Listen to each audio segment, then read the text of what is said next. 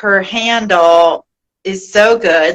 Lady Lexi Speaks Up. So I know she definitely has some thoughts and opinions about storytelling that we're all going to benefit from.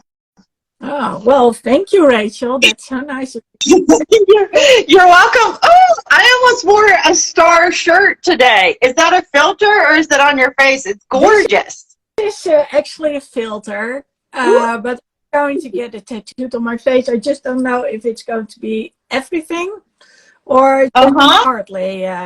But yeah, probably tomorrow or something I'll be going to the tattoo artist, and then he's just going to stick it on there so I can get used to it, and then I can say, okay, this is something I want or something I don't want. I mean, there's a difference between seeing it on a filter on Instagram or on pictures, and then being outside and actually seeing tattoos, you know, on the side of your face. But I love it. I love stars. So I was so happy that Kat reinstalled this filter again. So Kat van D has this filter, and she took it down in December. And then a couple of weeks ago, it was reinstalled. So I was, yay!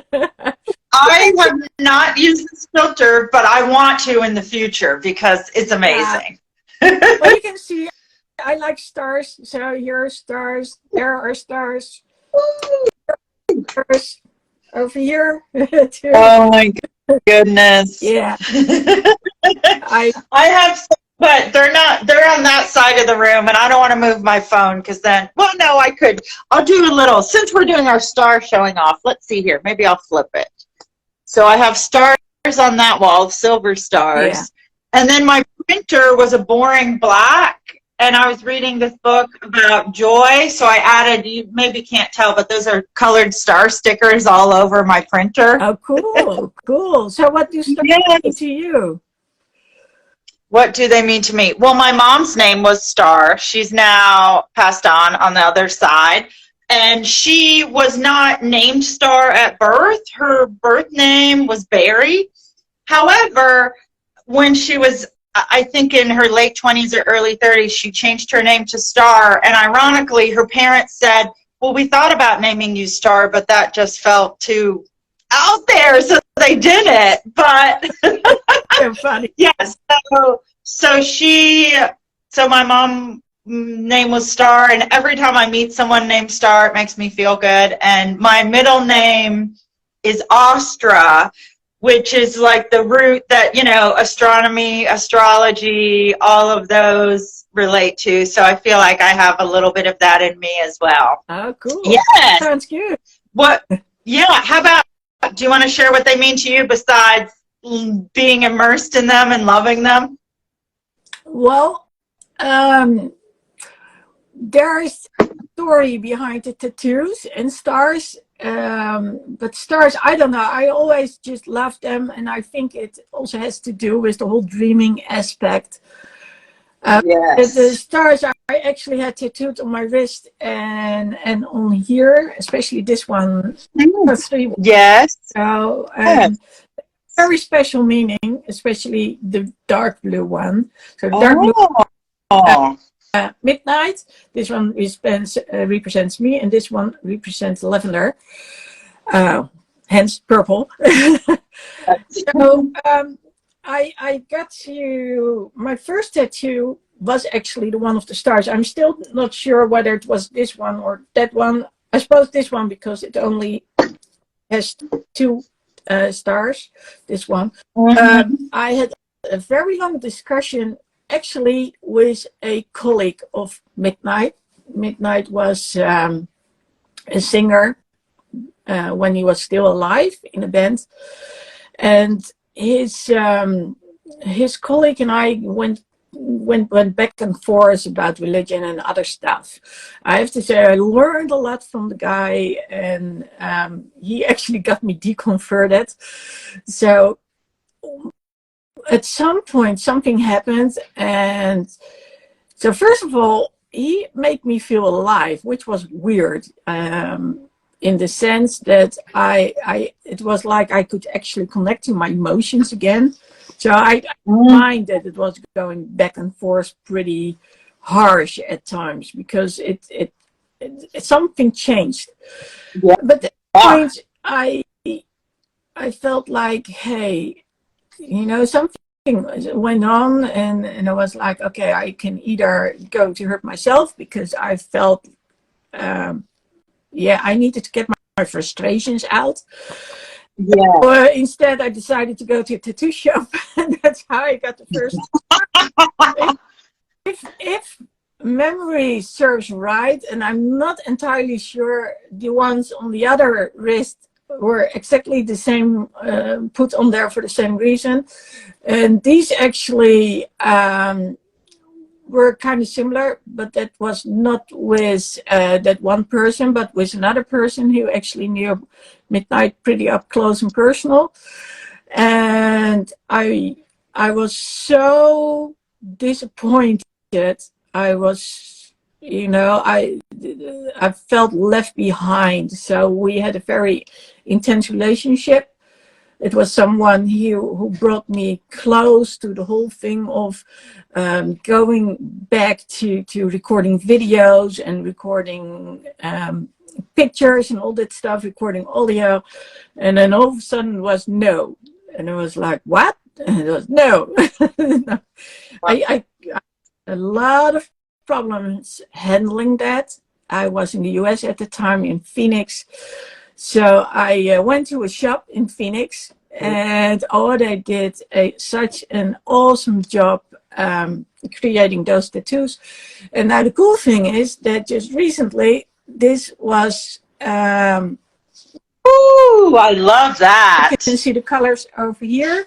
So that's purple in it too, and actually he made it in such a way that the key is actually coming out of my skin. So the ribbon is actually... Wow. So key, of course, opens doors. Yes. Yeah, so I don't have to explain it to you. Actually, it was the result of a Valentine campaign. And it was like, oh, I like that tattoo shop, so I'm just going to go there and have it and just pick one. And well, I'm not romantically involved with anyone at the moment. So I was like, I don't need any, you know, names or arrows or all that stuff. But that is key. And actually, the funny thing is, when the actual tattoo artist here pimped it the way it is now, and who has put a lot on my skin. So he was just like me, like, yeah, something needs to change. Okay, let's go do it.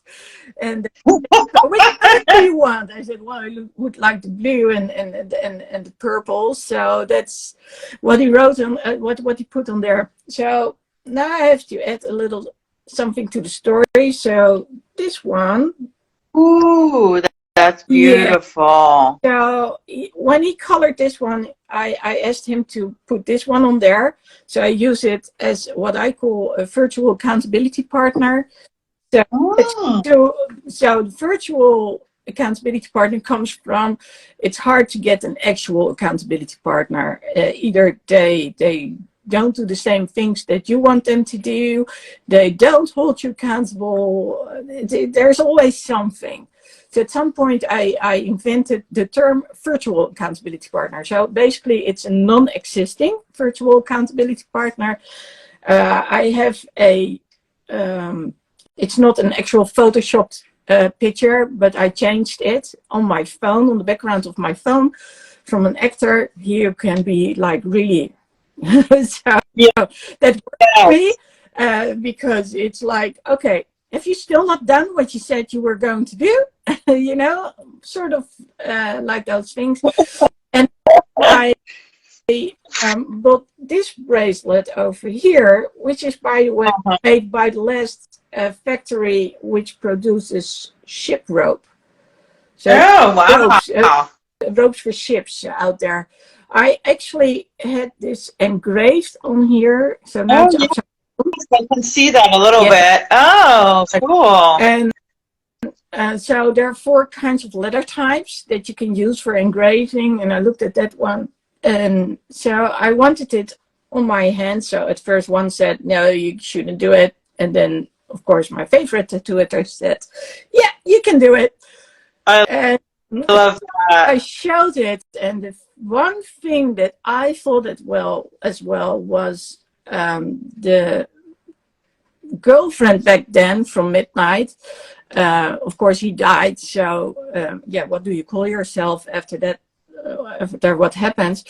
Actually, used that same M on his albums, his solo albums. So when you see it, it immediately reminds you of Midnight.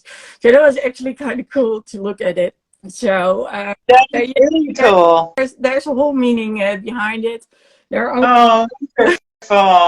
yes. So I wanted to share for you and anybody watching about accountability. So there's an app that I use, or it's a website too, but it's called FocusMate. And you can, so when you go on, it feels like Zoom or a little bit like this, and it's through the browser of your computer. And at any time of the day, there's people all over the world. You get matched up with a person, and for 25 minutes or 55 minutes, you work together side by side. And yeah, at the minute, you check in for 30 seconds and say, this is what I'm going to work on. And then they tell you what they're going to work on. And then in 25 minutes, you check in and say, did you get it done or not? And I love it because it's, sometimes I'm ready to work right now on something that I need accountability for, and sometimes it's 11:30 or 4 o'clock. But anytime that I've gone on, I always get matched up with somebody because, again, there's people from all over the world. So, oh, that's great. yeah, Need to check it out. Mate. And it's free for a few uses per month. I have the paid version because I like to use it a little bit more often. And I find it's amazing how much I get done when I'm telling somebody else, Yeah. hey, I'm going to go work on this for the next 25 minutes, and I don't want to come back to tell this stranger I'm never going to see again. I didn't do the thing that I just said I would do. Cool. So how about them? Do they always end up doing the things they said they would? Yeah. So far, I also, it's cool because it'll tell you when you're on there how many FocusMate sessions you have. I'm still less than 100, but I've been matched with people who they've got 5,000 sessions or 284, and everyone always gets something done, even if it's not the total task that they wanted. And then a lot of people will often say when they're wrapping up, well, now I'm going to my next FocusMate session.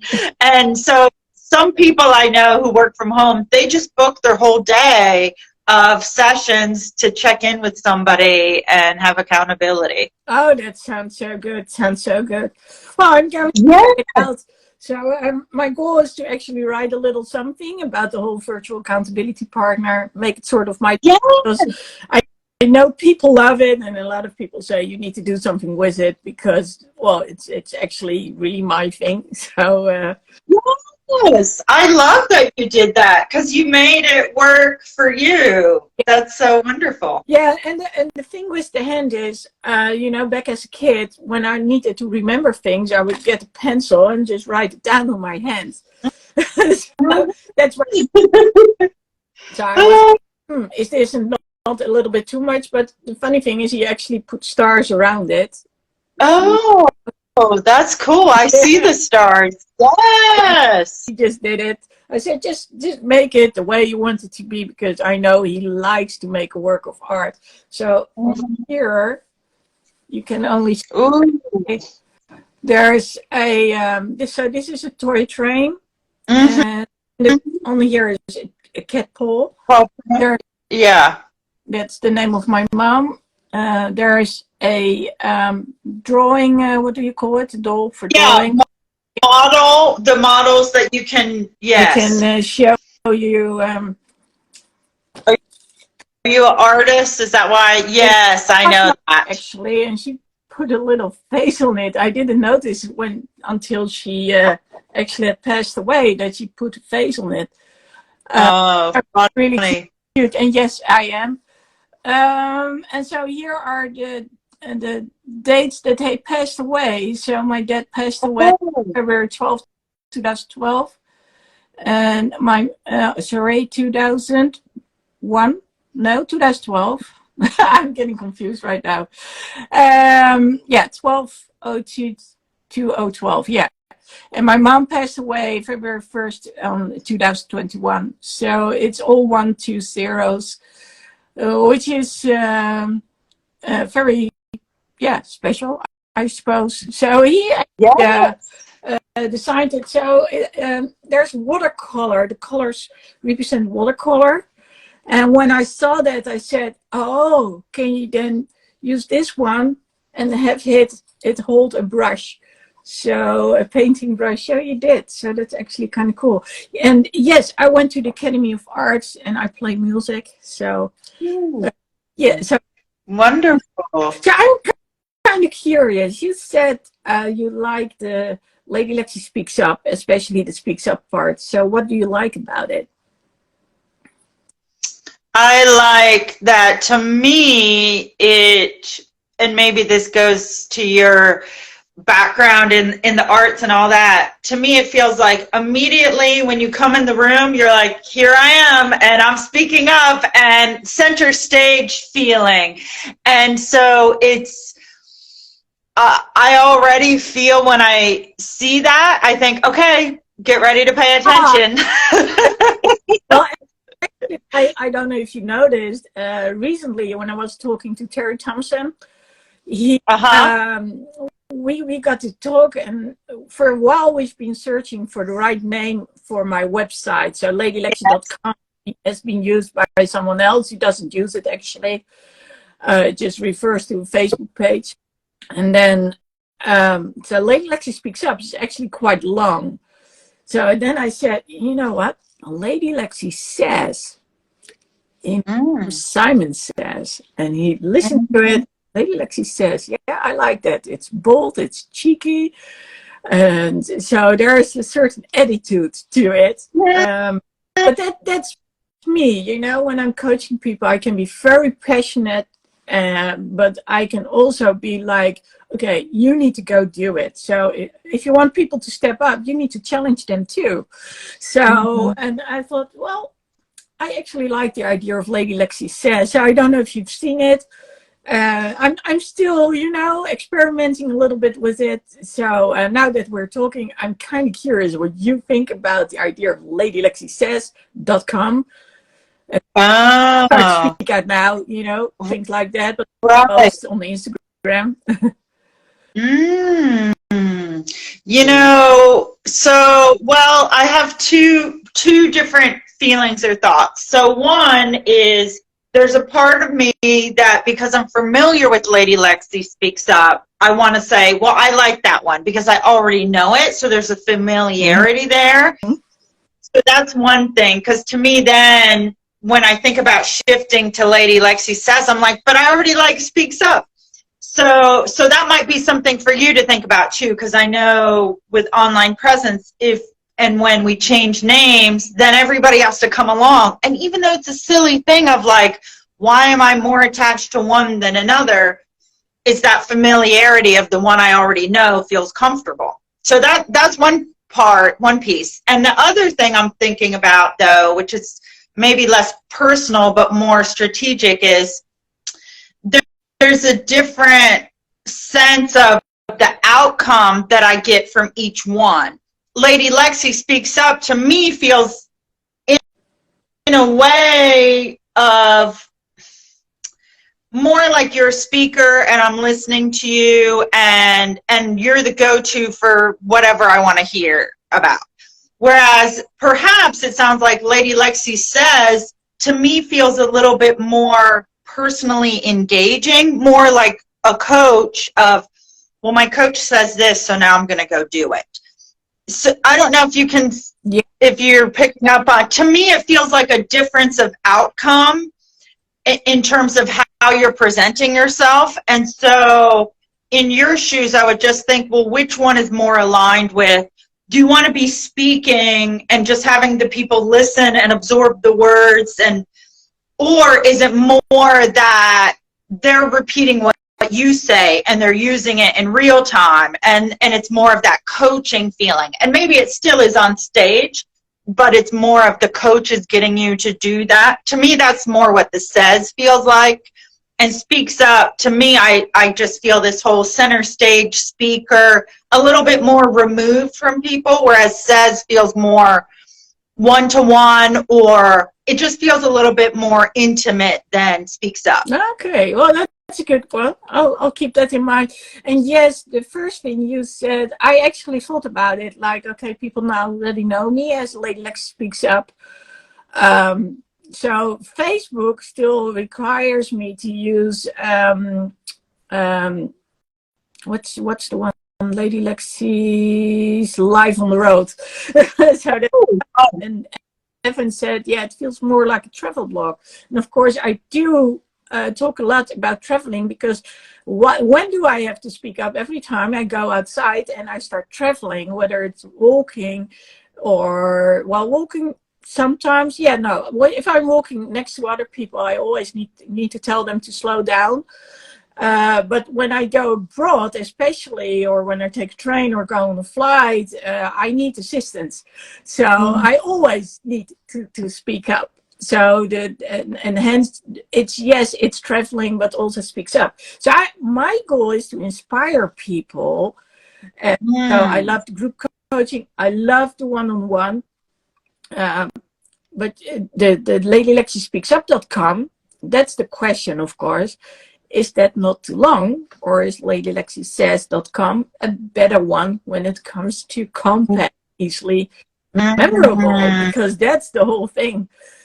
Right. I don't think one, oh, sorry to interrupt, but to me, one is not too long than another. I don't, even though it's just a few more words shorter, because there are a few people who I follow who they have names similar to yours, where it's partly their name and then something else with it, and I like it. So in that way, to me, Speaks Up and Says, it's what, 5 letters different? It's not, to me, that's not enough difference to use the letters as a qualifier. But that's just my opinion. Yeah, well, I love your opinion. So, it's good to get a feeling like, how do people perceive it? And here's the thing, talking about storytelling. And actually what you're saying is that whether I use Speak Up versus Says has a completely different vibe to it. Yes, I do feel that. Yeah, so both refer to storytelling. Yeah. Like you said, one is more sort of distant, the other one is more intimate. Whereas the funny thing is, because I related to Simon Says, which of course like a little joke, someone tells something and then they pass it on to the next one and to the next one, and before you know it, the outcome is totally different. So, yes. and that's the whole thing when we talk about communication and about sharing stories. I believe it's so important that people share their story, because otherwise most of the people don't pay attention to what they are actually saying. So when they say, I need the time to do this, that, or the other, or which happens quite frequently with some of my clients, they need structure. They need something specific. They need clarity. So if you tell them, go do this, that, and the other, well, there it already is, 3 things. And then someone else pops along and says, go do this. And then the other one comes, go do that. Then they get completely like, what, Yes. By saying to people, listen, if you are not specific about what I need to do, and the other person comes up, and then the next one comes up, I'll go and refer to myself and go like, okay, this is what I'm going to do. And you might not agree with it, but then you have had to be more specific initially.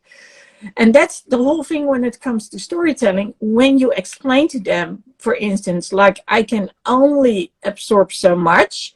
So it has to do with too many things said by people, and then I cannot process it anymore. For instance, because they might suffer from, suffer is a harsh word, but because of a form of autism, which makes it hard to focus on other stuff, so they want structure. Especially when you talk about Asperger's, they get to understand, like, oh, hey, so for this person, it's really important. She's not just saying something and then no, it's like she needs it or he needs it. And a lot of people could learn, especially from those who are very structured, because then they would actually start to listen to what are they actually saying. So so there's a little something behind that too. Yes, that's true. I used to be a school teacher, and actually a little while ago I saw one of my former principals was on here watching.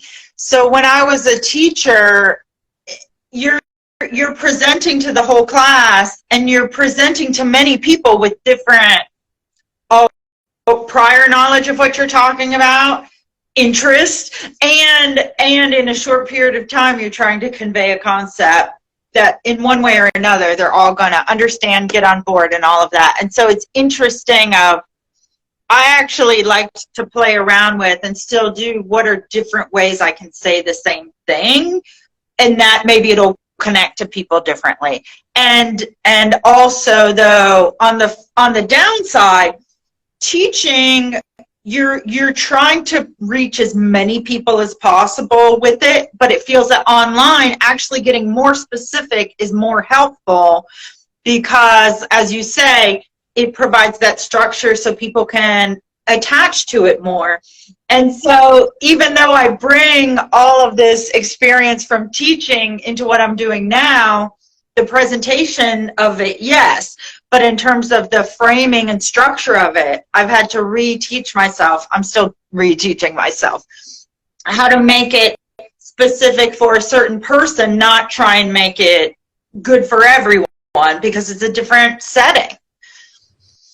Yeah. Yes. So what's the one thing you would like to share to people about speaking up? Because I know it's close to your end time. Yes, I was just thinking, the one thing I want to share. So there's a quote, it might be Margaret Mead. I'll have to go. No, well, anyway, there's two quotes that I've loved almost all my life. And I'm thinking hers is not the one I'm thinking of right now, but it could be. So I always return to speak up, even if your voice shakes. And I'll have to go look at who said that, because there have been many times where I knew I wanted to speak up. I was very afraid of what other people were going to say, because it was not an opinion that was being expressed.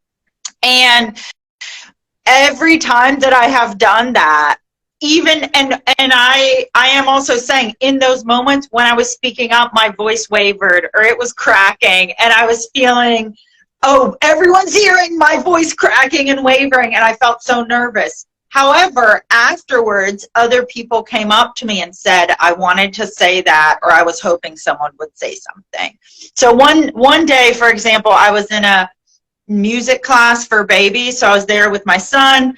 In the building where the music class was taking place, they were painting the walls, and they were not using low VOC paint. So we could smell the paint very strongly, and it was affecting me. I'm very sensitive to chemicals and things of that nature. So it was affecting me. And I thought, and at one point the teacher said, oh, I know this smells bad, but you know, it's only an hour class. Sorry, we're just going to stay here. And less than 5 minutes into class, I raised my hand and I said, I'm sorry, I cannot stay here. Also, this is not good for our babies' developing brains to be breathing in these paint fumes. And I said, I'm really sorry. I know if we move, everybody has to get up. We have to find another place, blah, blah, blah. But I cannot stay here for my own health and safety. And I hope we can move all together. But if we can't, I respect your choices and I'm going to leave. And everyone else, as soon as I said that, all the other moms there were like, yes, yes. So then we all moved. And like I said, many of them came up and said, thank you. I wanted to say something, but I was afraid to speak up, or I was waiting for someone else to say it. And time again, it always makes me think it's so important to know that usually if there's something you're feeling discomfort about, someone else is too, if this is a group setting or a group environment, and letting yourself speak up even when you're scared, more and more, you know, like I said, I still have moments where I'm speaking up and I get nervous. And I think it doesn't really matter what my voice sounds like as long as the words get out. Yeah, that's absolutely true. And people, they actually appreciate it, that even though you're scared or whatever it is, you are a human being. So Yes. when it's shaking, they don't care. I mean, there are plenty of times when I'm going live on here and I fall silent because I'm drawing a blank in my mind. And then I'll say, yep, peeps, this is live. The cool thing is, because I learned to do it actually going live online, I actually now can tell people, and when I see them face to face and the same thing happens, I will tell them, okay, hang on for a sec, I'm drawing a blank, that's part of who I am, and Yeah. I'll get back to it later on. But it makes it actually easier to say it when you see someone face to face.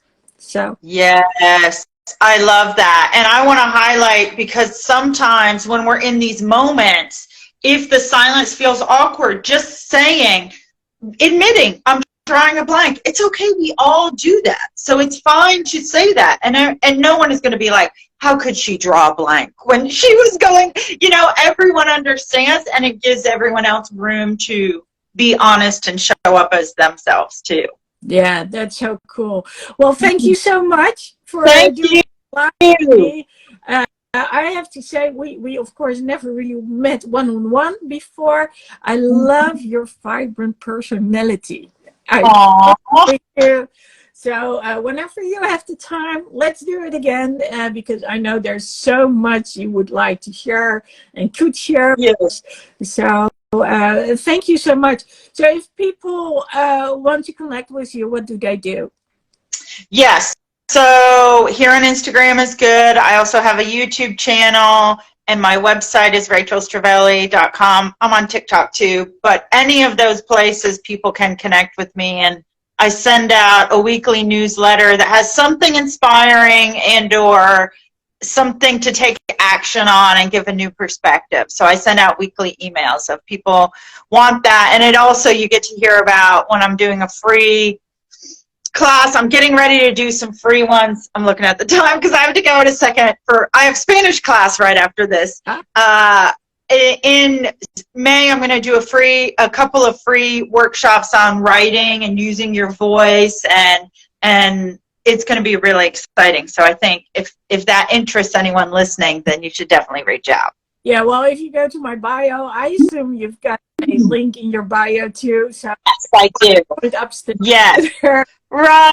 And how about you? How can people reach and connect with you besides here on Instagram? Well, there's the link in the bio, of course. On YouTube and Instagram, I use Lady Lexi Speaks Up. And also on Amazon, there's a book which is called Uncover Your Mindsets by, yes, Lady Lexi. And when you see it, there's a drawing on it. So if you type in Lady Lexi and Mindsets, Uncover Your Mindset, it's actually a story about someone who starts to travel and then discovers all these things about him or herself. Ooh. I didn't know what it was. And in the second part, I actually explain how mindsets work. So, Lady Lexi, Uncover Your Mindsets, or just bio. Yeah. Yes, we'll have to. I have a book, Talk to the Trees. We'll have to do another talk together, talking about our books. If you want to see more videos about storytelling, then click on that video, and you will see the next video related to storytelling.